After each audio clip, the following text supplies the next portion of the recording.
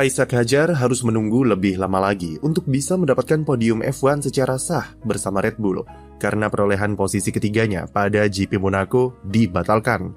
Permintaan tinjau ulang penalti Pierre Gasly dikabulkan oleh FIA dan penalti speeding pit lane kemudian diralat yang mengembalikan Gasly ke posisi ketiga.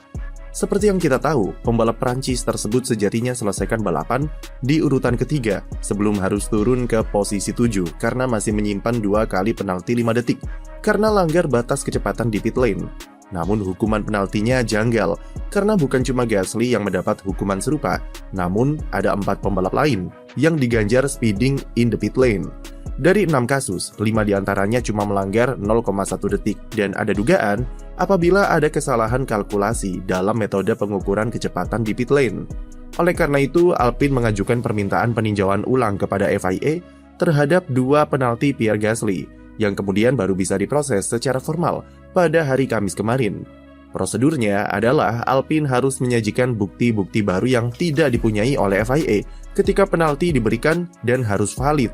Setelah balapan GP Monaco, kru Alpine sempat melakukan pengukuran ulang jarak pit lane untuk keperluan menyajikan data tersebut demi membatalkan penalti Gasly.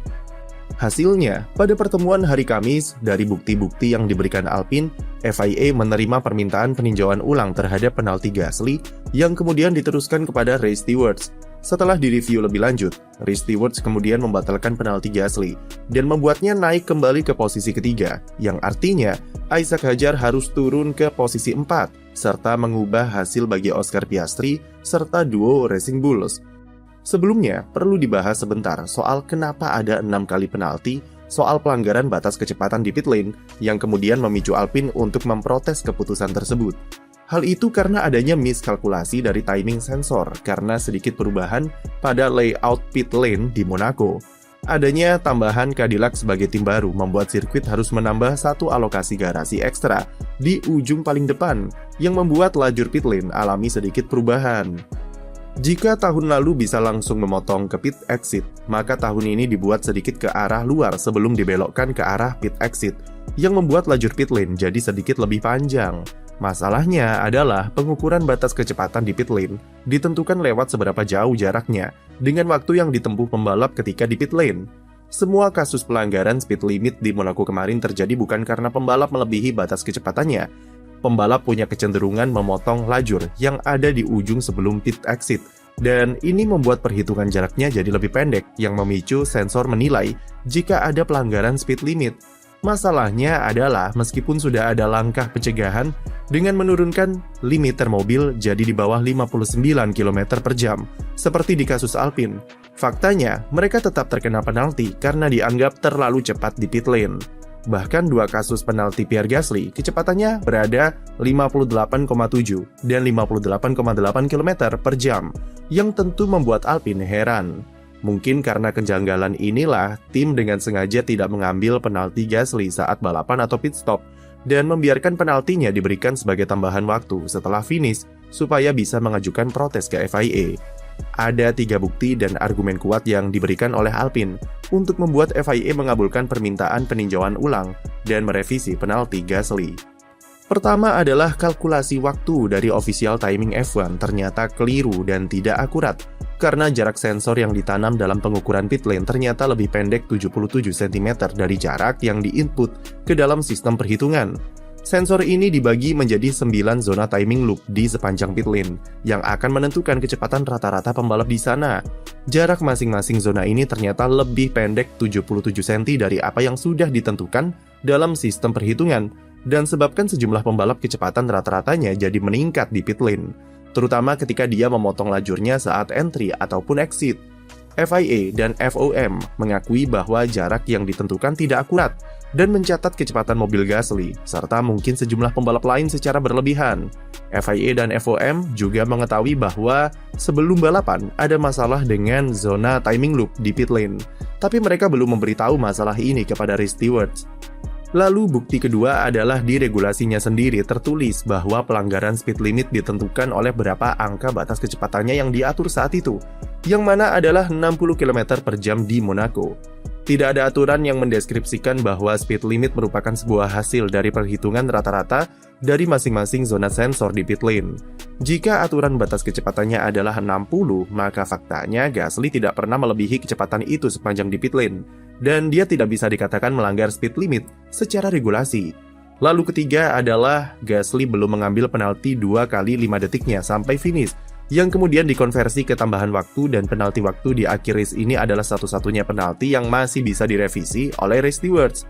Jika penalti sudah diambil ketika pit stop saat pertengahan balapan, maka race steward sudah tidak punya kuasa untuk membatalkannya, dan akan sangat rumit apabila harus direvisi ulang. 3 bukti dan argumen tersebut jadi faktor krusial yang membuat Pierre Gasly mendapatkan podiumnya kembali, dan jadi alasan kenapa 4 pembalap lainnya hanya bisa menerima hikmahnya.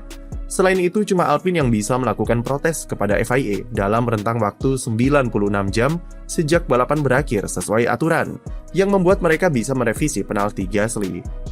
Namun urusannya tidak selesai sampai di sini begitu saja.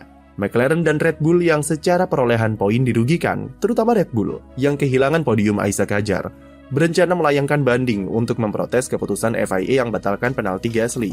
Kedua tim ini punya waktu 96 jam untuk menyiapkan dokumen serta bukti-bukti valid untuk ajukan banding secara formal kepada FIA. Argumen mereka adalah Alpine dinilai sudah mengetahui bahwa ada resiko soal tidak akuratnya sensor timing loop di pit lane, serta sudah memberikan arahan kepada Gasly untuk menangani hal tersebut.